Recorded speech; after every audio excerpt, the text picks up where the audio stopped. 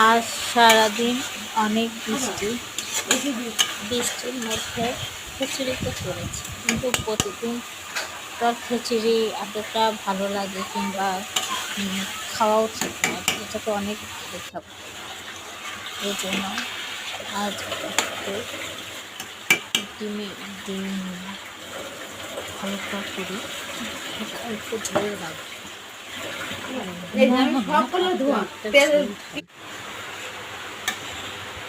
এবং কাঁঠালের বীজ গাছের দানা যেটা বলে, কাঁঠালের দানা দিয়ে আমি এটা করেছি। পাশে উচ্ছে ভাজিটা করেছি, আজকে আমি উচ্ছে ভাজি করেছি, এটা কাঁঠালের দানা দিয়ে করছি।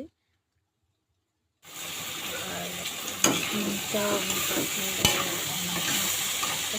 ভীষণ মজা হয়। আপনারা কেমনভাবে খান জানি না, তাহলে আপনারা খেয়ে দেখবেন, অবশ্যই ভালো লাগবে এবং আমাকে